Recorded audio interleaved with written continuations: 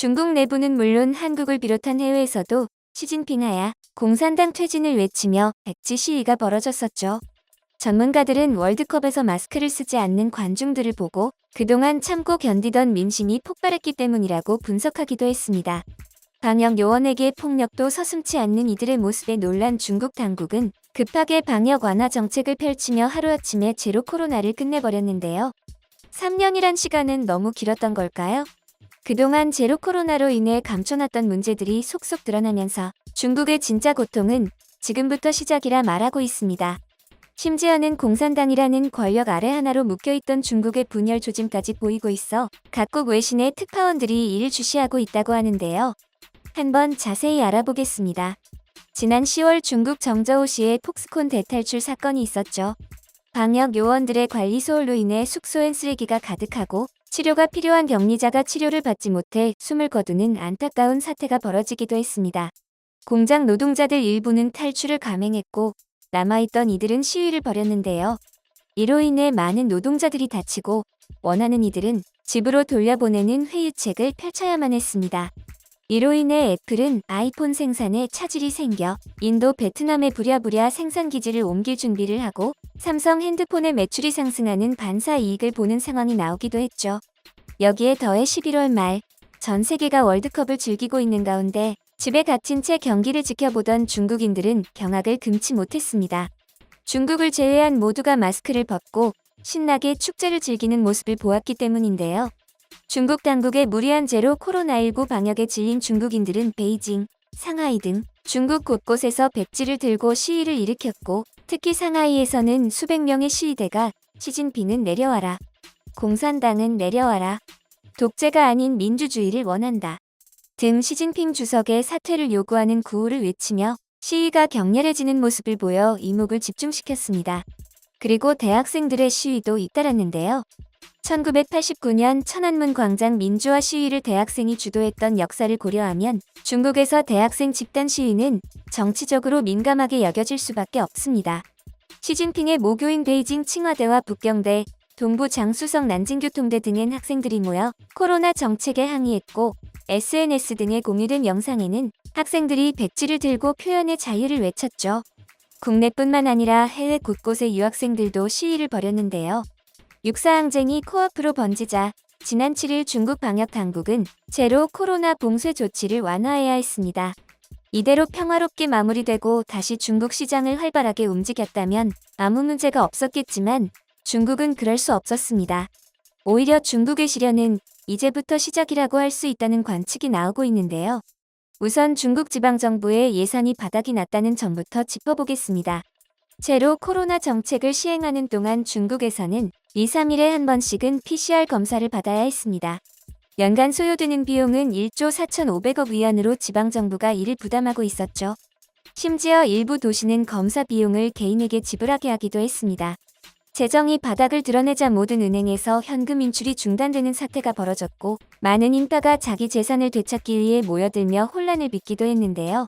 이러한 파장은 방역 요원들에게 돌아갔습니다. 주민들을 통제해오던 방역 요원들은 중국 정부가 하루아침에 방역 조치를 완화하면서 1,000만 명 이상이 실업자가 될 위기에 처했는데요. 재정이 바닥나자 이들에게 급여를 못 주는 지방정부가 늘어나고 있으며 그동안 봉쇄에 반대하는 주민들의 시위를 앞장서 막아서던 방역 요원들이 이제는 거꾸로 시위에 나선 것입니다. 그러나 이들의 시위는 봉쇄로 괴로워하던 대다수 중국인들의 멸시를 받고 있습니다.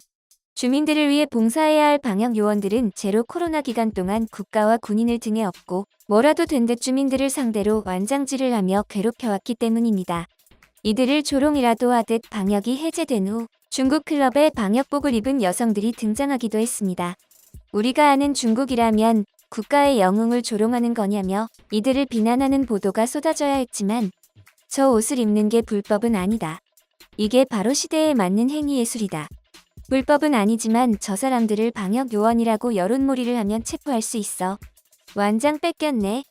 등의 반응을 보이며 이들을 옹호했습니다. 내부적으로도 분열이 일어나고 있는 것이죠. 이러한 분열은 해외 유학생들 사이에서도 나타나고 있습니다. 특히 한국에서 격한 언론전이 펼쳐지고 있는데요. 10월 중순부터 한국의 여러 대학교에서는 시진핑을 규탄하는 내용의 포스터가 계속해서 올라왔었습니다. 중국 정부의 지침에 반대하는 이들이 붙인 것으로 해당 포스터를 본 친정부 중국 유학생들은 다짜고짜 대자보를 찢었고 한국 학생들이 이들의 고압적인 행태를 막아서는 등 갈등을 일으키고 있습니다. 이들은 대부분 국가 관료나 부유층의 자녀일 것으로 보이는데요. 친정부 유학생들의 이러한 행태는 민주주의 정서와는 완전히 반대되죠. 견해가 다르다면 자신의 의견을 부착하면 됩니다. 동의하지 않는 대자보는 떼버리고 다른 대자보를 훼손하는 것에도 아랑곳하지 않는 것은 이들이 토론의 기본도 모르고 오만하고 방자하다는 것을 보여주는데요. 심지어 대사관에서도 이들에게 이성적으로 표현하라며 자제시키지만 이를 애국심이라 칭하고 다니기에 막을 수도 없습니다. 상황이 이러자 중국 비밀 경찰들이 움직이고 있다는 소문도 들려오고 있습니다. 중국에 관심이 있으신 분들이라면 세계 각국의 반정부 성향 중국인을 감시하는 비밀 경찰서가 운영되고 있다는 소식을 접하셨을 텐데요. 인권단체인 세이프가드 디펜더스는 중국이 해외 110 서비스 스테이션이라는 이름의 비밀 해외 경찰서를 한국과 일본 등 최소 세계 53개국에서 102곳 이상 운영하고 있다고 밝혔으며 CNN은 중국 정부는 해외에 거주하거나 체류하는 중국인을 감시하고 괴롭히기 위해 이 시설을 이용하고 있다고 전했습니다. 이를 증명이라도 하듯 세이프가드 디펜더스 측은 스페인과 세르비아 등에 거주하던 중국인들이 해외 경찰서 비밀 공장원들의 협박을 받고 중국으로 돌아갔고 네덜란드에 사는 중국인은 비밀 공장원들에게서 중국에 있는 부모 처지를 생각하라는 협박성 경고도 들었다고 폭로했다고 밝혔습니다. 한국에서도 이러한 활동이 이어지고 있는데요. 서울의 한 대학에는 범죄를 저질러 중국에서 징역 13년을 선고받은 엑소의 전 멤버 크리스가 백지를 든 당신을 감옥에서 기다리겠다는 메시지가 적힌 포스터를 붙여 백지 시위 참가자들이 중국에 돌아오면 감옥에 갈 수 있다는 협박도 서슴지 않고 있는 것으로 확인되었습니다. 중국의 서민층과 지배계층 간의 이해관계에서도 갈등이 빚어지기 시작한 것이죠.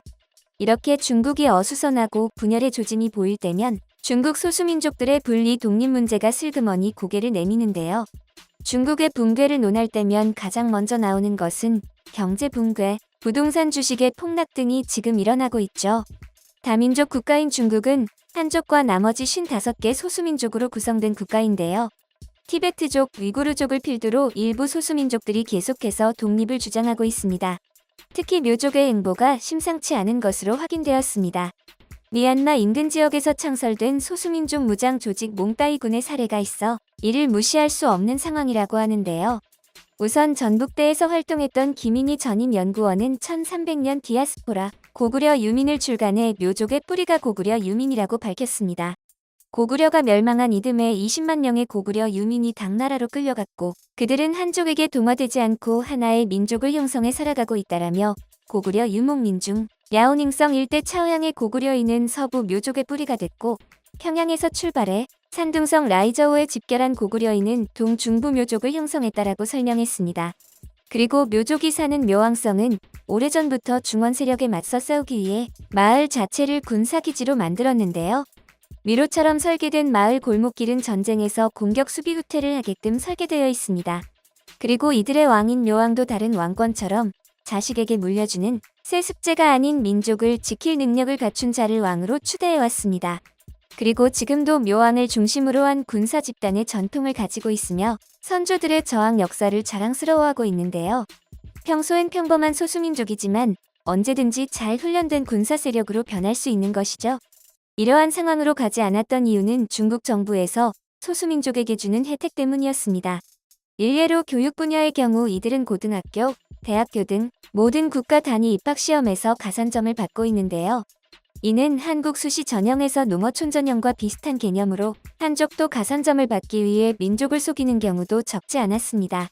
SCMP는 중앙정부가 지난 2년간 소수민족 우대 정책 변경에 따른 영향을 조사했으며 현재는 대입시험에서 소수민족에 주던 가산점을 절반으로 줄이거나 없애는 등 혜택을 축소하고 있다고 보도했습니다. 이 부분에선 조선족들의 반발이 매우 심한 것으로 나타났는데요. 소수민족 가산점이 없어진 것은 물론이고 올해 중순부터 한글을 단속하기 시작했으며 조선족 학교에서도 한글 교과서 대신 중국어 교과서를 쓰는 등 문화 탄압이 이뤄지고 있는 것이죠. 이러한 상황은 묘족뿐만이 아닌 티베트, 위구르, 내몽골 등이 독립해야만 한다는 의식을 불러일으키고 있는데요. 수천 년 전 환국시대부터 구한족의 하나로서 우리 동이족의 형제와 같은 부족인 묘족을 비롯한 소수민족들이 독립을 이뤄 중국이 분할되길 기원합니다.